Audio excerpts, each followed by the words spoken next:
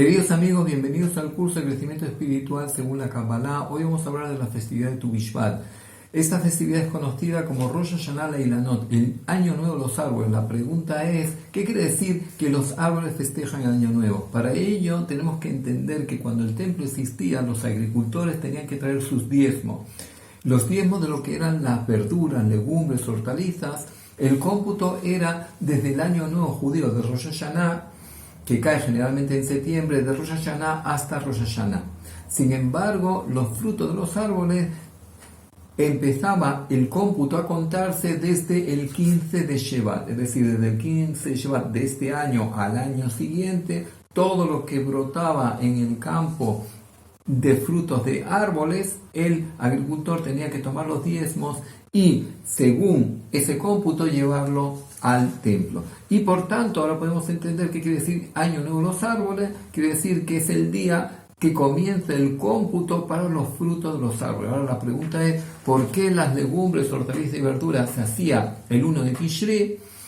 Y sin embargo, los árboles había que esperar hasta el 15 de Shevat.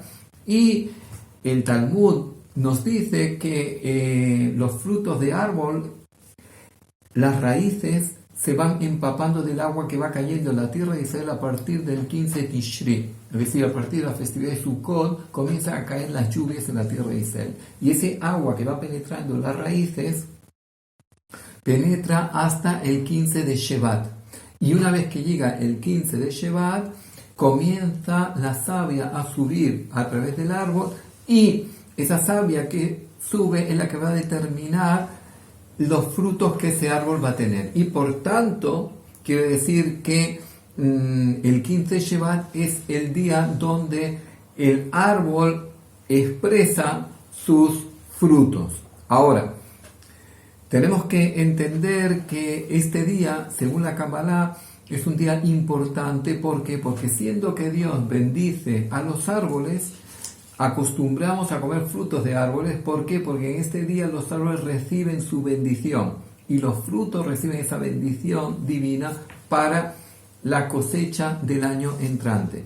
Y de ahí que según la Kabbalah se acostumbra a comer 15 frutos de árboles. Se toma el libro de los Salmos, que tiene 15 salmos que son Shir Amalot, cánticos de elevación, desde el Salmo 120 al 134, y se recita un salmo y se come un fruto, se recita un salmo y se come un fruto, de forma que se comen 15 frutos, que es paralelo a los 15 salmos, pero también es el valor numérico de las dos primeras letras de Dios, de la Yud con la Hei, la Yud que vale 10 y la Hei que vale 5, son 15, como queriendo decir que en ese día los árboles reciben la bendición de Dios, y la persona que come ese fruto pues también capta esa parte de bendición. Ahora, ¿cuál es el orden de los frutos? Pues nosotros seguimos el orden que trae la Torá cuando habla de los 7 frutos que fue bendecida la tierra de Israel, que en realidad son 2 cereales, trigo y cebada, y luego los frutos que son la uva, el higo, la granada, el dátil y la aceituna. Son los 7 frutos. Ahora, a la hora de comerlos, ¿cuál es el orden? Siendo que la Torah empieza es Gitau Seorá, tierra de trigo y cebada, primero se bendice sobre un pastel o un alimento que sea bizcocho, que es el trigo. Y luego se empieza ya a comer los frutos del árbol, y se comienza por los frutos que fue bendecida la tierra de Israel. Primero se toma una aceituna, segundo un dátil, tercero una uva, cuarto un higo y quinto una granada, y luego ya se van comiendo el resto de los frutos de árbol hasta llegar a 15, y todo eso sobre una sola bendición. Baruch atah Hashem Eloheinu melech haolam borei peri ha'etz, bendito eres tu Dios, Rey del mundo, que creaste el fruto del árbol, cuando tenemos que bendecir sobre los frutos del árbol. Ahora, es interesante el concepto de los diezmos que el agricultor tenía que traer al templo de estos frutos de árbol y también del resto de lo que crecía y brotaba en la tierra. Ahora la pregunta es, ¿por qué el agricultor tiene que traer estos diezmos? ¿Y a quién se le daba estos diezmos? Estos diezmos se le daba al Cohen, al Leví, que ellos no tenían tierra propia y por tanto ellos vivían de los donativos del pueblo. Y la pregunta es, ¿por qué había que traerlos? En la Torá hay un concepto muy interesante y es que el agricultor cuando siembra, pues tiene que buscar la mejor tierra, la mejor semilla, el mejor trabajo del campo, pero una vez que ya hizo todo ese esfuerzo, ya el resultado ya no está en su mano. ¿Por qué? Porque ya hay factores externos que no dependen de él. El agricultor no sabe si va a llover, no va a llover, si va a haber una nevada o una granizada, o va a haber lluvia en intensidad o no va a haber nada de lluvia, o va a haber una epidemia de insectos. El agricultor ya no controla esos factores externos y por tanto el agricultor lo que está en su mano es arar, sembrar, trabajar la tierra y esperar mirando al cielo lo que va a ocurrir luego hasta que llegue la cosecha. Y por tanto el agricultor siembra y se pone en manos de Dios y le dice a Dios, mira, yo ya hice mi parte era el esfuerzo que yo tenía que hacer de arar, sembrar, trabajar la tierra, ahora yo cuento con tu parte. Y por tanto el agricultor establece como una sociedad con Dios, donde el agricultor hace el esfuerzo y Dios da el resultado. Y por tanto, cuando el agricultor recoge la cosecha, hay que tener en cuenta que el agricultor cuando siembra, su expectativa mayor es los primeros frutos. ¿Cuál va a ser la calidad de los primeros frutos? Es como cuando una persona abre una empresa, el primer cliente es el que va a fijar, digamos, el rumbo de la empresa. Y de ahí que la persona que abre una empresa está ilusionada, ¿quién va a ser el primer cliente? De la misma forma, el agricultor está ilusionado en ver cuáles van a ser los primeros frutos. Ahora, llegaron estos primeros frutos, tú tienes que separarlos, hacer el diezmo y llevarlo al templo. Ahora, la pregunta es, ¿por qué? Porque tú estableciste una sociedad y en una sociedad el 50% es tuyo y el 50% es de tu socio. Ahora Dios es generoso y te dice, mira, yo no quiero el 50%, dame el 10%, pero tampoco me lo des a mí, dáselo a mis hijos que lo necesitan, dáselo a Kohanim, a los Levim, a mis hijos que ellos están consagrados al mantenimiento espiritual del pueblo de Israel, no tienen tierras propias, no tienen una tierra que trabajar y por tanto tienen que vivir de los donativos del pueblo. Y ese es el motivo por el cual el agricultor pues tiene que dárselo, pero no tiene que sentir que le está dando un regalo, sino tiene que sentir que le está dando su parte. Es como una persona tiene una sociedad y llega a fin de mes y las ganancias las tiene que compartir con el socio. No es un regalo que le está dando al socio, sino es la parte que le corresponde al socio.